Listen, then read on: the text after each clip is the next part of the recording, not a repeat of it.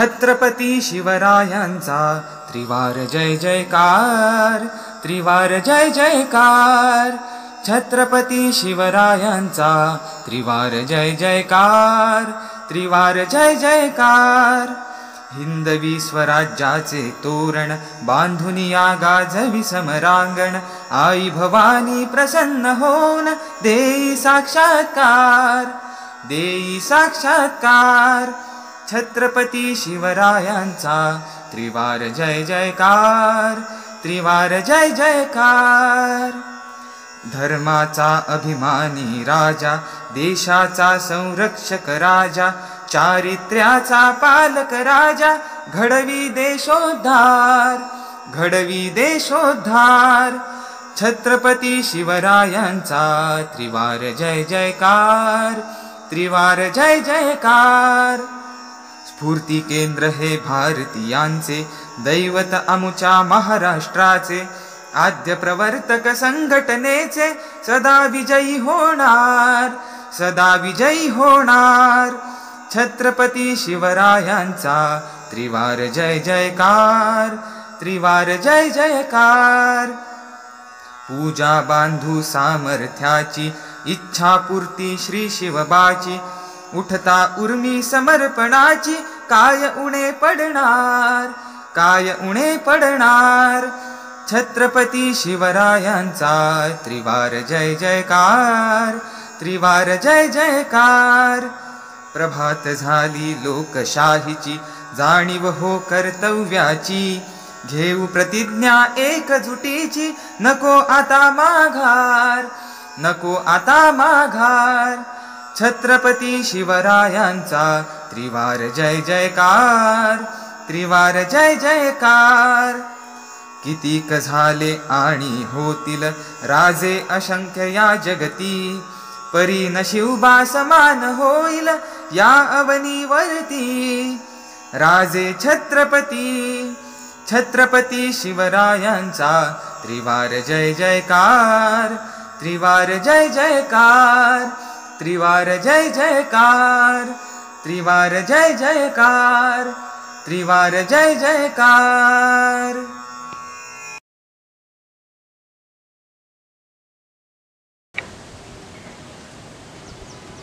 नमस्कार. हिंदू साम्राज्य दिनानिमित्त देवगिरी विश्वसंवाद केंद्र व विश्व हिंदू परिषद देवगिरी प्रांत यांच्या संयुक्त विद्यमाने आयोजित या कार्यक्रमामध्ये आपले सहर्ष स्वागत. हिंदू साम्राज्य दिन राष्ट्रीय स्वयंसेवक संघाच्या 6 उत्सवांपैकी एक, समाजाचे चैतन्य जागृत करणारा व आत्मविस्मृती दूर करणारा एक दिवस म्हणजे शिवराज्याभिषेक दिन.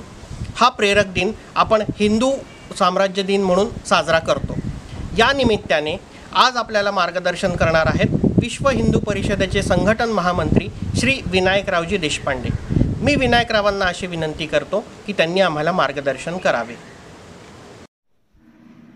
आपले प्रांत संघचालक माननीय दाजी जाधव, विश्व हिंदू परिषदेचे या प्रांताचे अध्यक्ष माननीय आप्पासाहेब बारगजे आणि सर्व स्वयंसेवक बंधूंनो आणि बंधू आणखीन भगिनींनो, आज आपण सगळेजण या ठिकाणी हिंदू साम्राज्य दिनाच्या निमित्ताने एकत्रित आलेलो आहोत. आज ज्येष्ठ शुक्ल त्रयोदशी, बरोबर 346 वर्षापूर्वी म्हणजे 1674 आजच्या दिवशी छत्रपती शिवाजी महाराजांचा रायगडावर राज्याभिषेक झाला. हिंदूंच्या इतिहासामधला हा एक सोन्याच्या अक्षराने लिहिलेला अशा पद्धतीचा क्षण आहे, घटना आहे. याला अत्यंत एक ऐतिहासिक महत्व आहे. आपण संघामध्ये या दिवसाला हिंदू साम्राज्य दिन असं म्हणतो. खरं म्हणजे भारतामध्ये अनेक मोठमोठे सम्राट होऊन गेले. चंद्रगुप्त मौर्य, विक्रमादित्य, समुद्रगुप्तापासून विजयनगरच्या कृष्णदेवरायांच्यापर्यंत त्या सर्वांचे राज्याभिषेक झाले होते. त्यांची मोठमोठी साम्राज्य होती. त्यांच्याशी जर तुलना केली तर आपलं हिंदवी स्वराज्य खूपच छोटं होतं. पण तरीसुद्धा या राज्याभिषेकाला एवढं महत्व का, आणि त्याला आपण हिंदू सामाजिक दिन असं का म्हणतो, असा प्रश्न अनेकांच्या मनामध्ये येत असेल. पण या प्रश्नाचं उत्तर जर आपल्याला शोधायचं असेल तर पहिल्यांदा त्यावेळची परिस्थिती जी आहे ती आपण सगळ्यांनी समजावून घेतली पाहिजे. विजयनगरच्या राज्याच्या पराभवानंतर भारताची जवळजवळ 85 ते 90% भूमी, केरळचा थोडासा भाग, मेवाड आणि आसाम जर सोडला तो उर्वरित सर्व हिंदुस्थान हा मुसलमानांच्या ताब्यामध्ये होता, त्यांचं राज्य होतं. आणि मुसलमानांची जेहादी मानसिकता होती. भयानक अत्याचार हिंदू समाजावर त्यावेळेला होत होते. हिंदूंची मंदिरे फोडणे, त्यांचं धर्मांतरण करणे, महिलांवर जबरदस्ती करणे, अत्याचाराला आणि अन्यायाला कोणतीही सीमा नव्हती. सर्वसामान्य जनता ही त्रस्त झाली होती, गलित गात्र झाली होती, निराश झाली होती. त्यावेळचे अनेक मोठमोठे पराक्रमी सरदार हे परकीय मुसलमानांच्या चाकरीमध्ये धन्यता बाळगणारे होते. महाराणा प्रतापाच्या संघर्षाबद्दल त्यांच्या मनामध्ये बिलकुल इच्छा नव्हती. सगळेजण मानसिंगाचेच वारसदार होते. दिल्लीश्वरोवा, जगदीश्वरोवा असं म्हणण्यामध्ये त्यावेळेच्या विद्वानांना आणि या मोठमोठ्या सरदारांना धन्यता वाटत होती. छत्रपती शिवाजी महाराजांनी त्यावेळेला मिर्झाराजा जयसिंगांना एक पत्र पाठवलं. जेव्हा जयसिंग स्वारी करण्यासाठी येत होते, त्या पत्रामध्ये शिवाजी महाराजांनी लिहिलंय की मिर्झाराजे, अहो तुमच्या ताकदीवर तर औरंगजेब बादशाह झाला, तर तुम्ही आपल्या शक्तीच्या जोरावर आपलं स्वतःचं स्वतंत्र राज्य का उभा करू शकत नाही. अशाच पद्धतीची मनस्थिती त्यावेळेला अनेक हिंदू सरदारांची होती. काय कारण असेल, हे जे सगळे सरदार होते त्यांची काय धर्मावर श्रद्धा नव्हती? श्रद्धा होती. हे सगळेजण धार्मिक होते, पण तरीसुद्धा आपल्या धर्माचं रक्षण करण्याच्या सर्वांमध्ये त्यांनी पुढाकार का घेतला नाही? बंधू भगिनींनो, त्यावेळेच्या आपल्या हिंदू समाजाची मनस्थिती कशी होती? जयसिंगाचं उदाहरण घेऊ. इतिहासामध्ये मिर्झाराजा जयसिंगांची माहिती आहे. जयसिंग अत्यंत धार्मिक होते. रोज 2 ते 3 तास पूजा करायचे, भरपूर दानधर्म करायचे, रोज 100-200 विद्वान पंडितांना दक्षिणा देत असत, जेवण देत असत. जेव्हा शिवाजी महाराजांवर स्वारी करण्यासाठी ते निघाले, त्या वाटेमध्ये बऱ्हाणपूरला त्यांनी त्या काळामध्ये लक्षचंडी यज्ञ केला. काशी विश्वनाथाला नवस केला की हे बाबा भोलेनाथ, जर या लढाईमध्ये पाचशाची सेना विजयी झाली तर मी तुला 40 मण सोन्याची पुतळी माळा ही अर्पण करेन. शंकराला सुद्धा लालूच औरंगजेबाच्या विजयासाठी. ते अत्यंत शूर होते, यात काही वादच नाही. परंतु ते कोणाचे सेनापती होते? मिर्झाराजा जयसिंग सेनापती होते औरंगजेबाचे. ज्या औरंगजेबाने आमची मंदिरं फोडली, धर्मांतरण केलं, हिंदूंना त्रास दिला, जिझिया कर लावला, त्या औरंगजेबाचे सेनापती जयसिंग होते. त्या औरंगजेबासाठी जयसिंगांनी आपल्या हातामध्ये तलवार घेतली होती. याचा अर्थच असा की जयसिंगाची शक्ती आणि जयसिंगाची बुद्धी ही औरंगजेबासाठी म्हणजे हिंदू धर्माच्या विनाशासाठी होती. आणि छत्रपती शिवाजी महाराजांनी जी हातामध्ये तलवार घेतली होती ती हिंदू धर्माच्या रक्षणासाठी घेतली होती. हिंदुस्थानातला कोणताही राष्ट्रवादी व्यक्ती जयसिंगाचा आदर्श ठेव हे सांगणार नाही, शिवाजी महाराजांचा आदर्श ठेव हेच सांगेल. असं का होतं?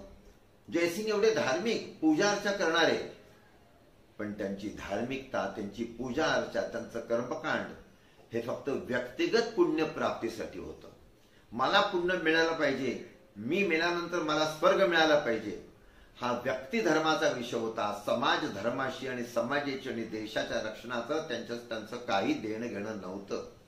धर्मावर श्रद्धा होती, पण ज्या धर्मावर माझी श्रद्धा आहे त्या धर्माचं रक्षण करण्याची माझी सुद्धा जबाबदारी आहे आणि त्याच्यासाठी मी काही करायला पाहिजे, ही त्यांची मानसिकता नव्हती. बंधू भगिनीनो, अशीच मानसिकता त्यावेळेला मोठ्या प्रमाणावर हिंदू समाजाची होती, त्यावेळेच्या सरदारांची होती. विषांतर होईल, पण अशा पद्धतीची मानसिकता असलेले आजही आपल्या देशामध्ये अनेक लोक आहेत. तर जयसिंगांची जैसी मानसिकता होती, ती मानसिकता बदलण्याचं काम हे छत्रपती शिवाजी महाराजांनी केलं.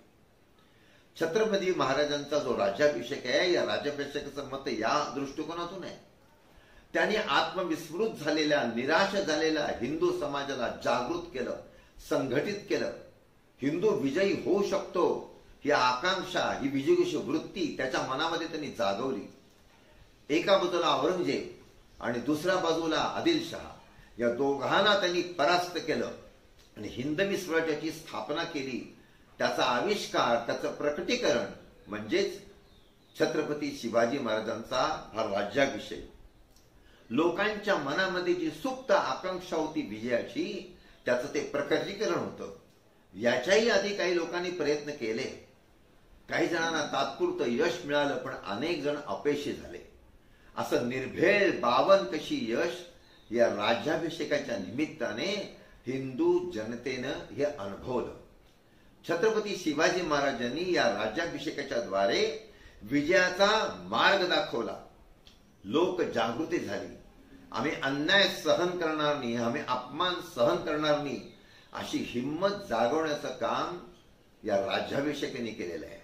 आणि म्हणूनच छत्रपतींचा राज्याभिषेक झाल्यानंतर समर्थ गुरु रामदास स्वामी म्हणाले, बुडाला औरंग्या पापी, म्लेच्छ संहार झाला. या राज्याभिषेकाने अनेकांना प्रेरणा दिली. छत्रसाल बुंदेला शिवाजी महाराजांच्या जवळ आले होते, तेव्हा शिवाजी महाराजांनी त्यांना सांगितलं की माझ्याकडे काय नोकरी करतो, तुझं तू स्वतंत्र राज्य उभं कर. आणि शिवाजी महाराजांच्या प्रेरणेने छत्रसालांनी बुंदेलखंडामध्ये संघर्ष केला आणि बुंदेलखंड त्यांनी स्वतंत्र केला. त्यावेळेला आसामचे राजे होते महाराजा चक्रध्वज सिंग.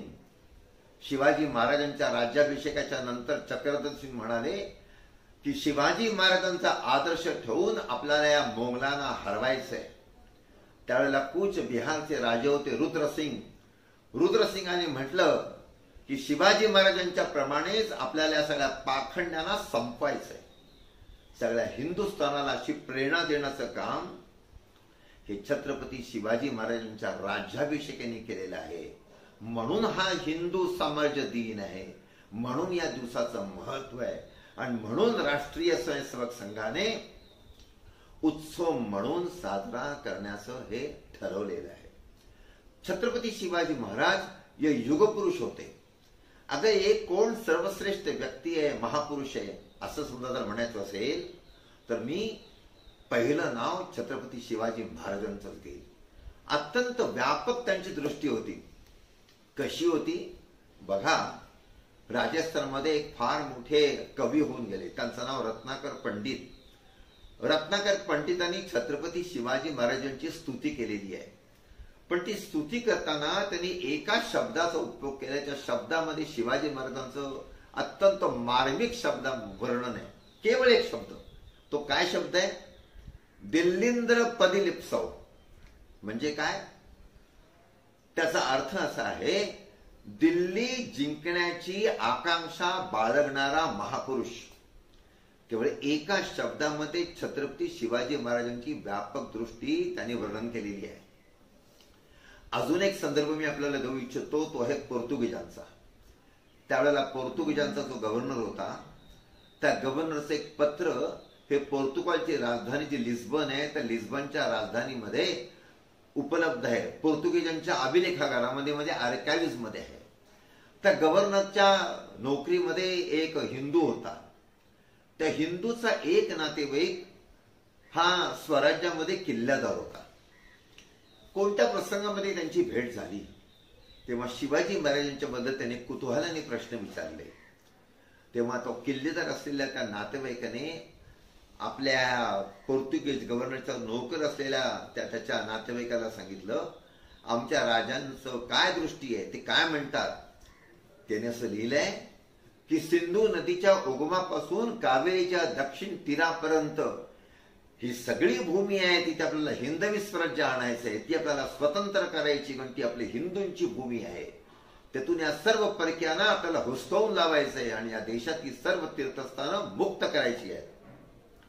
ही जी शिवाजी महाराजांची जी मानसिकता होती, ही मानसिकता ही पोर्तुगीज गव्हर्नरने आपल्या राजाला लिहिलेल्या पत्रामध्ये त्यांनी नमूद केलेली आहे आणि ते पत्र पोर्तुगीज भाषेमध्ये आहे, पण ते उपलब्ध आहे.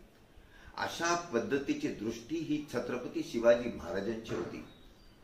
आणि बघा, शिवाजी महाराजांनी 1646 साली आपली राजमुद्रा तयार केली. शिवाजी महाराजांची राजमुद्रा आम्हाला सगळ्यांना माहिती आहे. प्रतिपश्चंद्र रेखे व वर्धिष्णू विश्ववंदिता शाहसुनो शिवस्य एषा मुद्रा भद्राय राजते. ही राजमुद्रा ही संस्कृत मध्ये आहे. ही राजमुद्रा 1646 मध्ये तयार झालेली आहे. 16व्या वर्षी संस्कृत मध्ये राजमुद्रा बनवणारे छत्रपती शिवाजी महाराज पहिले महापुरुष असतील. जिजाबाई असतील, दादोजी कोंडदेव असतील, शहाजीराजे भोसले असतील किंवा अन्य सगळे मातब्बर सरदार, त्या सगळ्यांच्या राजमुद्रा त्या काळामध्ये फारशीमध्ये होत्या.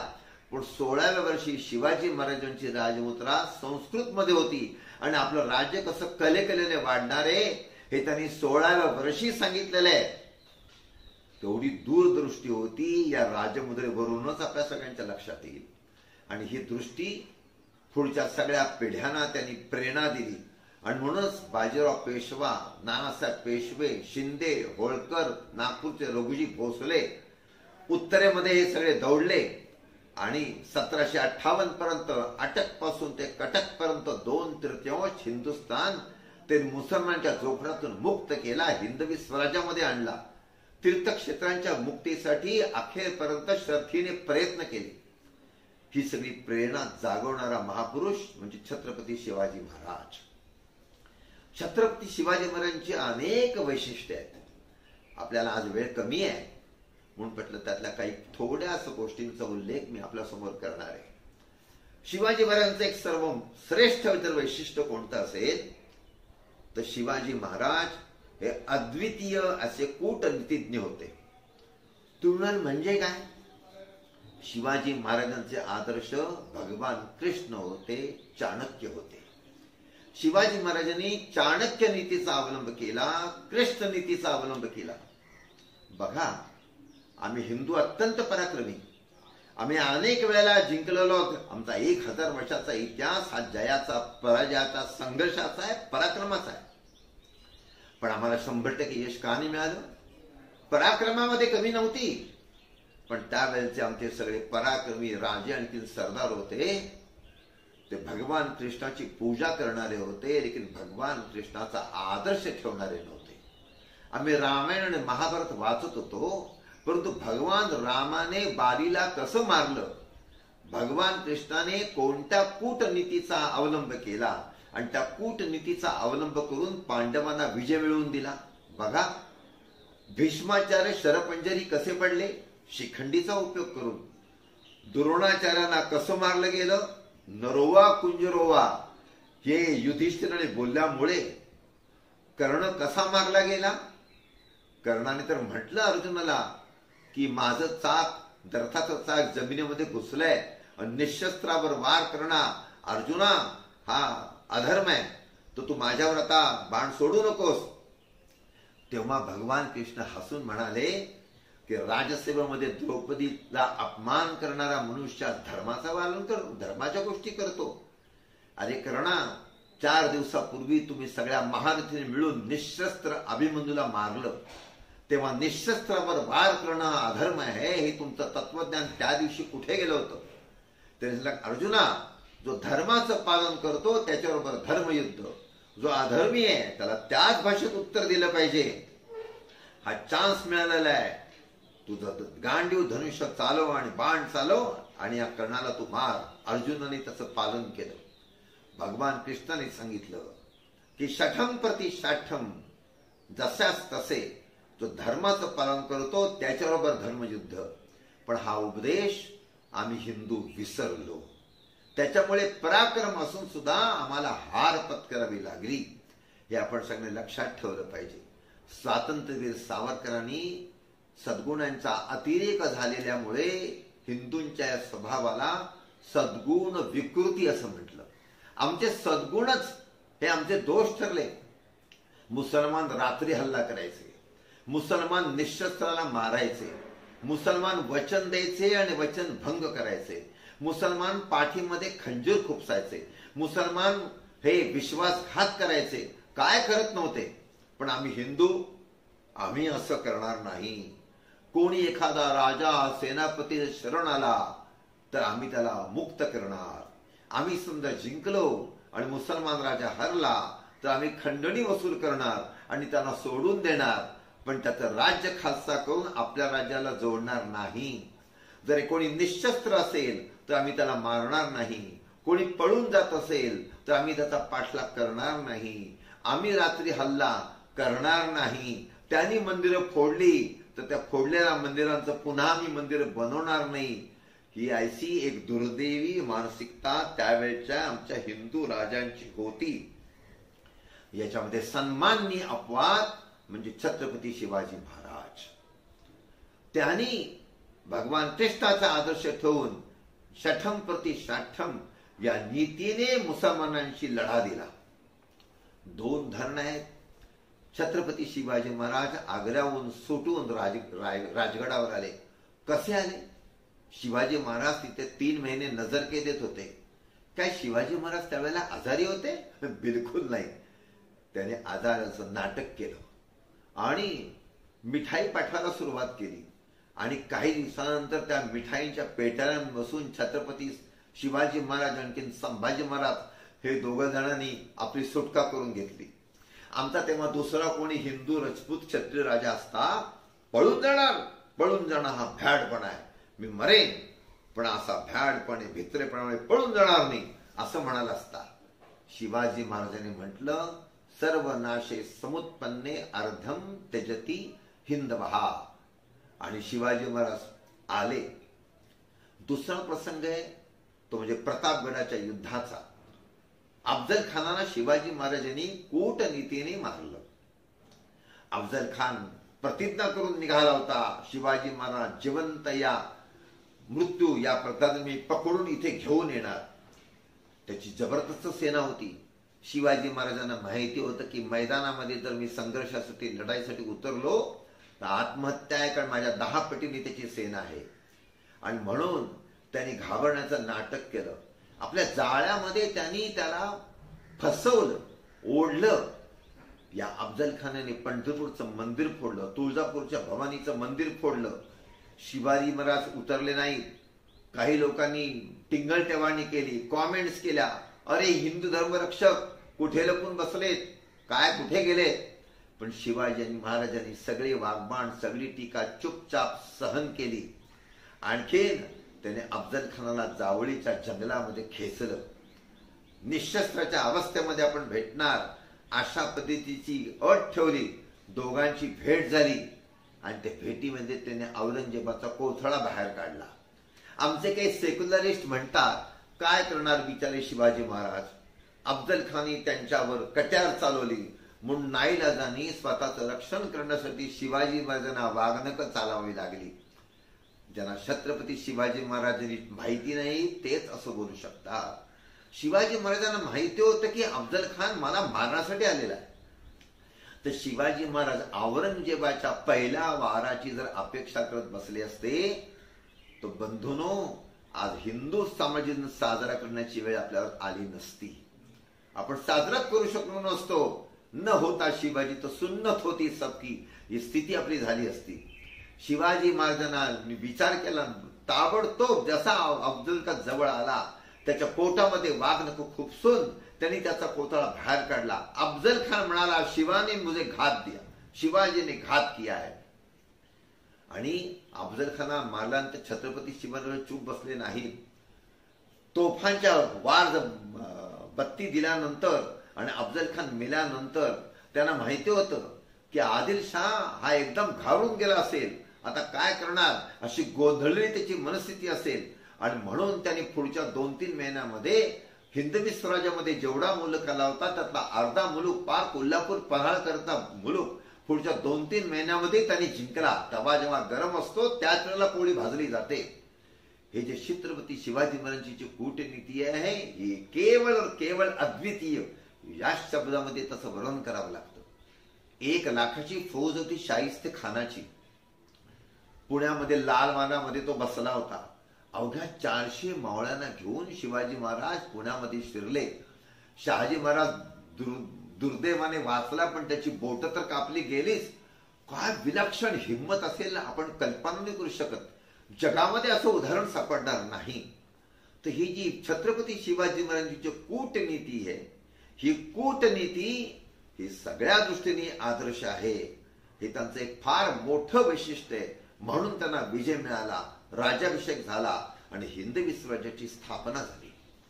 दुसरी जी गोष्ट आहे की जी आमच्या हिंदू समाजाची कमतरता नेहमीच राहिली ती म्हणजे गुप्तहेर यंत्रणा.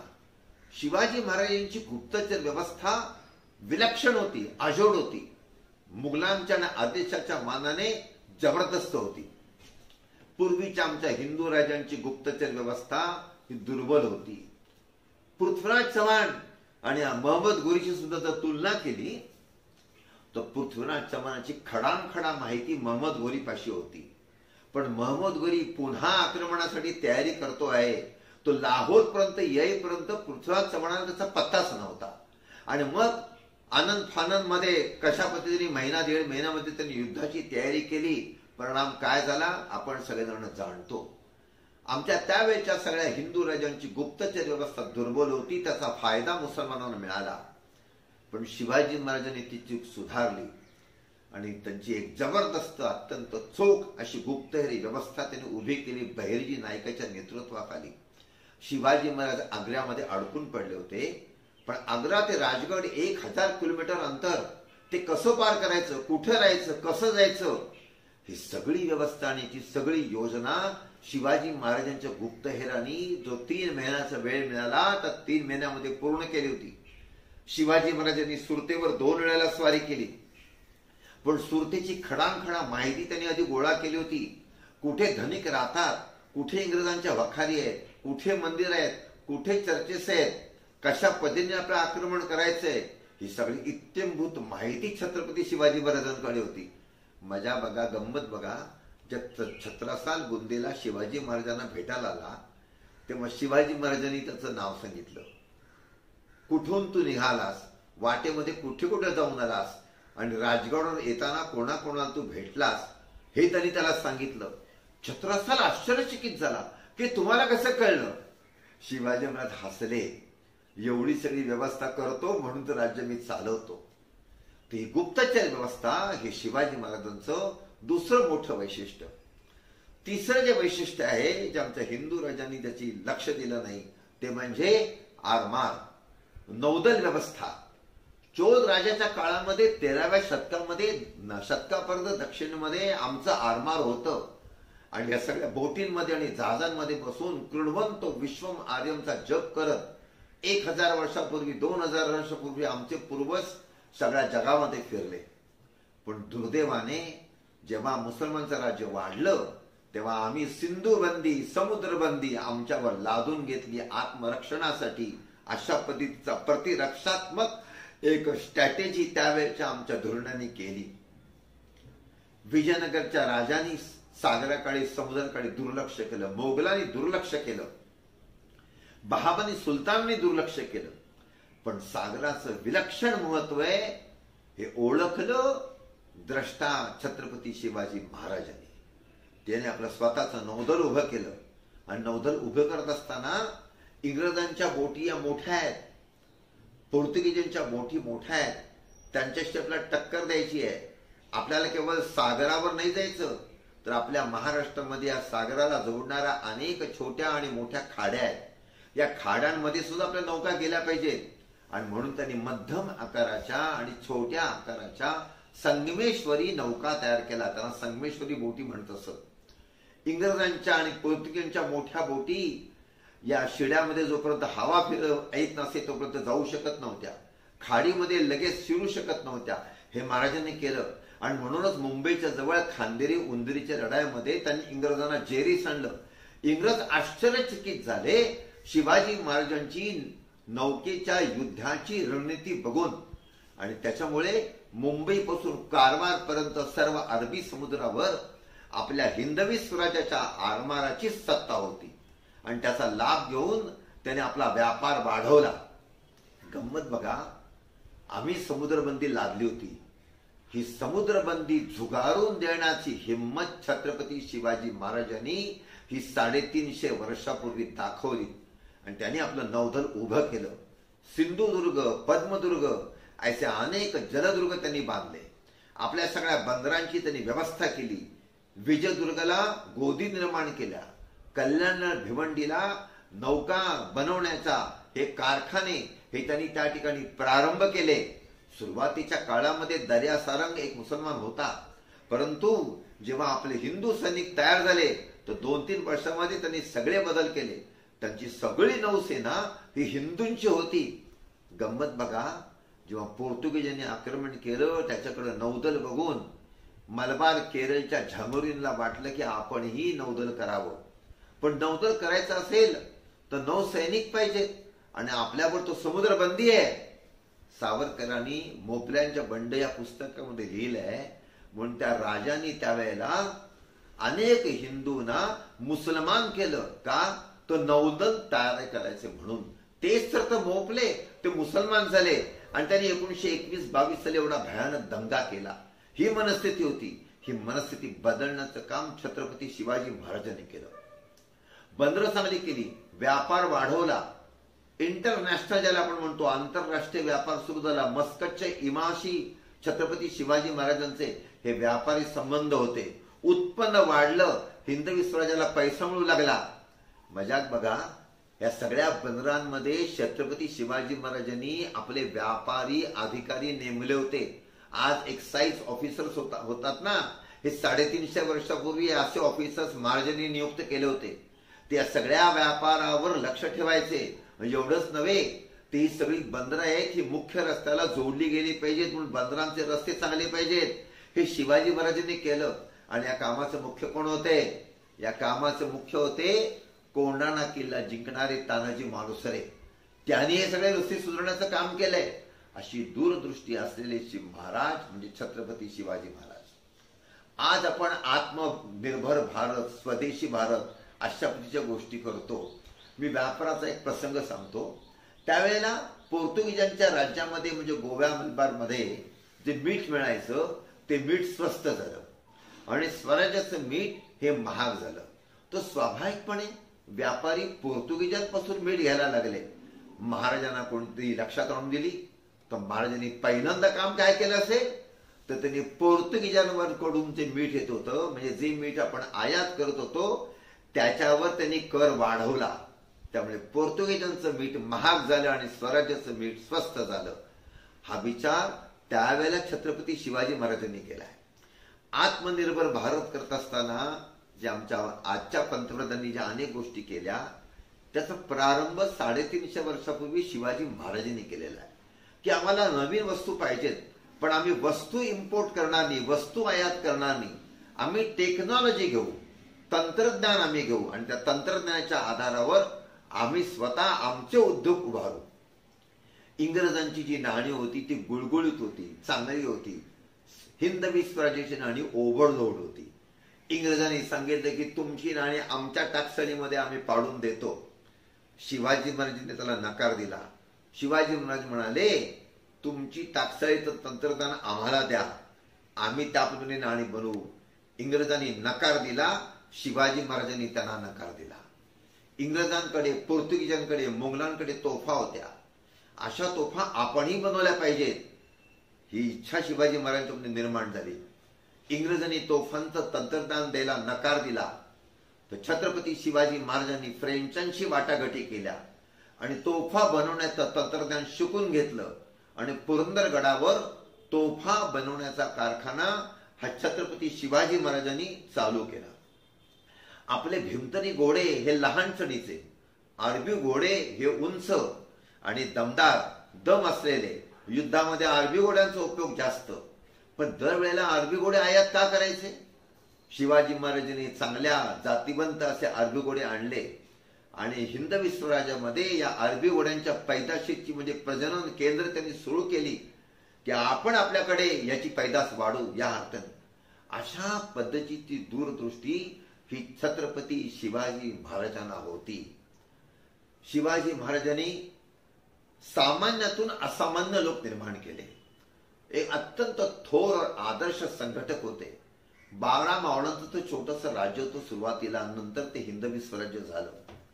पण त्यांनी या त्यांच्या बरोबरचे जे मावळे होते, त्यांच्याबरोबरचे जे सवंगडी होते, त्याच्यातून मोठमोठे सरदार निर्माण केले. येसाजी कंक काय, तानाजी मालुसरे काय, नेताजी पालकर काय, हंबीरराव मोहिते काय, अशा पद्धतीची मोठी मोठी माणसं, सरदार, पराक्रमी सेनानी, मोरो तपिंगळे, अण्णाजी दत्तो, निराजी रावजी, असे सगळ्यांना तयार करण्याचं काम, घडवण्याचं काम हे छत्रपती शिवाजी महाराजांनी केलं. ज्यांनी एवढा पराक्रम केला आणि पुढच्या काळामध्ये स्वराज्य त्यांनी सांभाळलं. शिवाजी महाराजांनी आणखीन एक मोठं जे काम केले, त्यांचं वैशिष्ट्य सांगता येईल ते म्हणजे त्यांनी परावर्तन काचं काम हे सुरू केलं. नेताजी पालकर मुसलमान बनला होता, महम्मद कुली खान झाला होता, त्याला हिंदू धर्मामध्ये शिवाजी महाराजांनी आणलं. बजानी निंबाळकरांचा सुद्धा परावर्तनाचा त्यांनी कार्यक्रम केला आणि निंबाळकराशी त्यांनी आपली सोयरीक केली. ही दूरदृष्टी शिवाजी महाराजांना होती. काय त्यावेळेला लोकांनी त्याला विरोध केला नसेल, पण त्या विरोधाची छत्रपती शिवाजी महाराजांनी पर्वा केली नाही. आणि एवढंच नव्हे तर मोडीनी मांडलेली क्षेत्रे, जी आपली तीर्थक्षेत्र ही ध्वस्त झाली होती, भ्रष्ट झाली होती, ह्या सर्व तीर्थक्षेत्रांची आम्ही मुक्तता करणार हा त्यांचा संकल्प होता. रणजित देसाईंची कादंबरी श्रीमान योगी आपण वाचली असेल. 1669 साली जेव्हा काशी विश्वनाथचं मंदिर औरंगजेबाने फोडलं आणि त्याची मशीद बनवली, त्यावेळेला छत्रपती शिवाजी महाराजांनी औरंगजेबाला जे पत्र पाठवलं, त्या पत्राचा उल्लेख आणि त्या पत्रामध्ये काय त्यांनी लिहिलं तो मजकूर हा रणजित देसाईंनी आपल्या त्या कादंबरीमध्ये दिला आहे. ते सगळं पत्र मी आपल्याला सांगत नाही, पण त्या पत्रामध्ये छत्रपती शिवाजी महाराज म्हणतात की आम्ही शक्तिमान होऊन उत्तरेमध्ये येऊन काशी विश्वनाथीची पुन्हा मुक्तता करणार, सर्व तीर्थक्षेत्रांची मुक्तता करण्याचा त्यांचा संकल्प होता. कल्याण आणि भिवंडीला काही मंदिर फोडून मशिदी झाल्या होत्या. कवींद्रजीने आपल्या शिवगौरव, शिवभारत या संस्कृत ग्रंथांमध्ये त्या मशिदींची पुन्हा कशी मंदिरं झाली याचं वर्णन केलंय. जेव्हा छत्रपती शिवाजी महाराज दक्षिण दिग्विजयासाठी तमिळनाडूमध्ये गेले होते, तेव्हा तमिळनाडूमध्ये चेन्नईच्या पुढे तिरुवन्नमलाईमध्ये त्यांच्या लक्षात आलं कोणीतरी की इथली 2 मंदिरं पाडून त्याच्या मशिदी बनवलेल्या आहेत. महाराजांनी आपल्या सरदारांना त्यावेळेला तुरंत आज्ञा दिली की या मशिदी पाडून पुन्हा त्या ठिकाणी मंदिरं उभारली केली पाहिजे. महाराजांच्या त्या आदेशाचं तुरंत पालन झालं. अशा पद्धतीचं काम करण्याची हिंमत त्यावेळेला छत्रपती शिवाजी महाराजांनी दाखवली. शिवाजी महाराजांचं राज्य जे होतं हे राम राज्य होतं. एक आदर्श राज्य व्यवस्था त्यांनी निर्माण केली होती. अष्टप्रधान मंडळ हे त्यांनी उभं केलं. पण एवढंच नव्हे, त्यांनी नवीन राज्य व्यवहार कोश हा रघुनाथ पंत हनुमंतांच्याकडून तयार करून घेतला. त्याच्या आधी राज्यकारभाराची भाषा फारशी होती, अरबी होती. शिवाजी महाराजांनी संस्कृत शब्दांचा उपयोग केला, मराठी शब्दांचा उपयोग केला. मग पेशवा पद गेलं, प्रधान पद आलं, अमात्य पद आलं. त्यांची सगळी पत्र, त्यांच्या राज्यकारभाराची भाषा ही संस्कृतनिष्ठ झाली पाहिजे, आपली झाली पाहिजे. स्वदेशी, स्वभाषा, स्वभूषा. केवळ वस्तूंचं पालन नाही तर मनुष्याची मनवृत्ती स्वदेशी झाली पाहिजे. ही दूरदृष्टी ही छत्रपती शिवाजी महाराजांना होती. अत्यंत चोख कारभार होता. 1 पैशाचं सुद्धा भ्रष्टाचार छत्रपती शिवाजी महाराज हे खपवून घेत नसत. जनतेला, रयतेला कोणताही प्रकारचा त्रास कोणीही कधीही कशाही पद्धतीने देता कामा नये अशी त्यांची सक्त ताकीद होती. शिवाजी महाराजांची जी आज्ञापत्र आहेत, जी रामचंद्र पत्र अमात्यांनी जी लिहिलेली आहेत, ही अमात्य समजा जर वाचली तर सुराज्य म्हणजे काय असतं हे कोणाच्याही लक्षात येऊ शकतं. शेतकऱ्यांना त्रास देता कामा नये. कोणताही सैनिकांनी बळजबरीने शेतकऱ्याकडून कोणती वस्तू घेता कामा नये. जर घ्यायची असेल तर त्याचा दाम त्याला दिला पाहिजे, पैसा दिला पाहिजे आणि पैसा देऊन त्याचा मोबदला देऊन मगच त्याच्याकडून वस्तू घेतली पाहिजे. शेतकऱ्याला त्रास देता कामा नये. शेतकऱ्याला अनेक संकट येतात, दुष्काळ पडतो, कधी महापुरामुळे संकट येतं.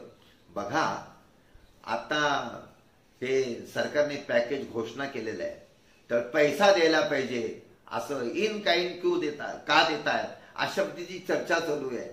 छत्रपती शिवाजी महाराजांनी त्यावेळेला पद्धत सुरू केली होती. कोणती? समजा दुष्काळामध्ये जर कोणाचा बैल मेला ते त्याला नवीन बैल देणार, पैसे नाही. त्याचा नांगर तुटला किंवा नांगर गेला असेल तर त्याला नवीन नांगर देणार. शेतकऱ्याकडे बी बियाणं नसेल तर त्याला आम्ही बी बियाणं देणार. हे छत्रपती शिवाजी महाराजांनी ही सगळी व्यवस्था प्रारंभ केली होती. त्यावेळेला वतनदारी पद्धती होती. ही वतनदारी पद्धत त्यांनी संपून टाकली आणि मासिक वेतन पद्धत सुरू केली. मोरोत पिंगळे हे प्रधान होते, पेशवे होते, त्यांनाही वेतन होतं. हंबीरराव मोहिते सेनापती होते, त्यांनाही वेतन होतं आणि सामान्य सैनिकांना सुद्धा वेतन होतं. ही दूरदृष्टी छत्रपती शिवाजी महाराजांना होती. कसा राज्यकारभार होता? शिवाजी महाराज आग्र्याला गेले तेव्हा 6 महिने स्वराज्याच्या बाहेर होते. स्वराज्यामध्ये कोणतीही गडबड झाली नाही. 1674 साली राज्याभिषेक झाल्यानंतर 2 वेळेला दक्षिण दिग्विजयाला गेले, एकदा 6 महिने आणि नंतर 1.5 वर्ष. पण सगळी राज्यव्यवस्था अत्यंत चोख होती.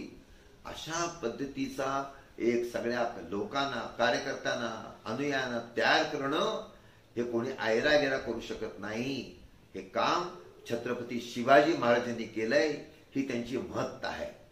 पण एक अजून गोष्ट मी सांगू इच्छितो, ही अत्यंत महत्वाची आहे म्हणून मुद्दा म्हणून शेवटी त्याचा उल्लेख करणार आहे.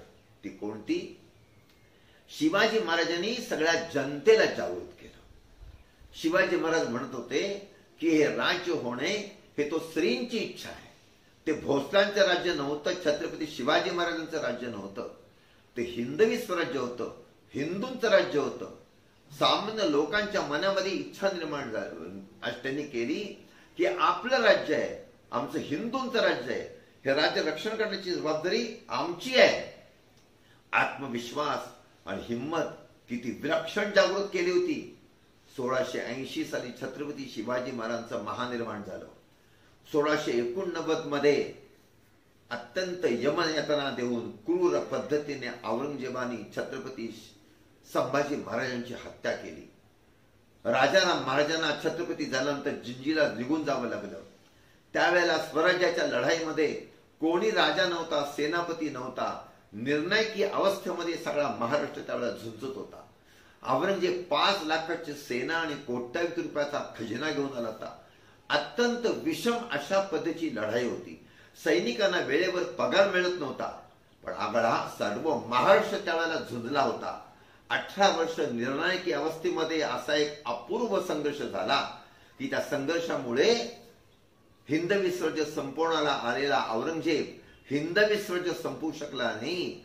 तर औरंगजेब मेला, त्याची कबर महाराष्ट्रामध्ये आहे. अशा पद्धतीची ही लोकांची लढाई, आपण त्याला पीपल्स वॉर, लोकयुद्ध, जनतेचे युद्ध म्हणू शकतो. मला असं वाटतं जगाच्या इतिहासामध्ये अशी लढाई झाली नसेल. तुलना जर करायची असेल तर 1965 ते 1976 11 वर्ष अमेरिका आणि व्हिएतनामची जी लढाई झाली त्याच्याशी करता येईल. हो ची मिनला ऐतिहासिक विजय मिळाला. त्यावेळेला त्या लढाईचं वर्णन करताना एका अमेरिकन पत्रकाराने म्हटलंय, in Vietnam every hut has been converted into a fort and every farmer has become a soldier. प्रत्येक घर किल्ला झाला आणि प्रत्येक शेतकरी हा सैनिक झाला. ही स्थिती त्यावेळेच्या महाराष्ट्रामध्ये होती. हे सर्वसामान्य लोकांना अशा पद्धतीचं जागृत करण्याचं काम हे छत्रपती शिवाजी महाराजांनी केलं. म्हणून पुढे नानासाहेब पेशवे काय किंवा मल्हारराव होळकर काय, जेव्हा तीर्थस्थानाच्या मुक्तीचा संकल्पना उत्तरेमध्ये स्वारींचा जेव्हा संकल्प करत असत तेव्हा थोरल्या आबासाहेबांचा म्हणजे छत्रपती शिवाजी महाराजांचा संदर्भ देत असत की महाराजांची इच्छा होती, त्यांचा संकल्प होता, तो पूर्ण करण्यासाठी आम्ही प्रयत्न करत आहोत. अशा पद्धतीचं जागरण करणारा एक महान राजा म्हणजे छत्रपती शिवाजी महाराज. त्याने जी जागृती दिली, त्याने जो आत्मविश्वास आणि हिंमत निर्माण केली, ती आजही आपल्या सगळ्यांच्या समोर आहे. म्हणून महाराजांच्या बद्दल कवी भूषणाने म्हटलं शिवाजी न होता तो सुन्नत होती सबकी. आपण सगळेजण छत्रपती शिवाजी महाराजांचे कृतज्ञ आहोत, अनुयायी आहोत, त्यांचे शिष्य आहोत. शिवाजी महाराजांचा आदर्श ठेवून आपण सगळेजण प्रयत्न करत आहोत. हिंदू राष्ट्राची सर्वांगीण उन्नती करण्याचा आपण संकल्प केलाय. 350 वर्षापूर्वी हा संकल्प छत्रपती शिवाजी महाराजांनी केलाय.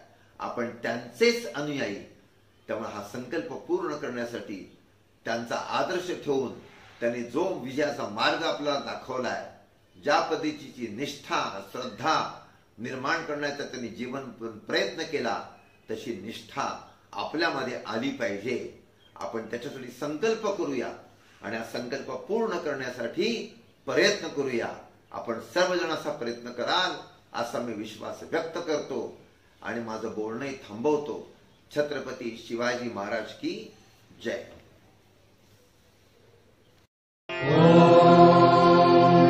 सर्वे भवन्तु सुखिनः, सर्वे सन्तु निरामयाः, सर्वे भद्राणि पश्यन्तु, मा कश्चित् दुःखभाग् भवेत्.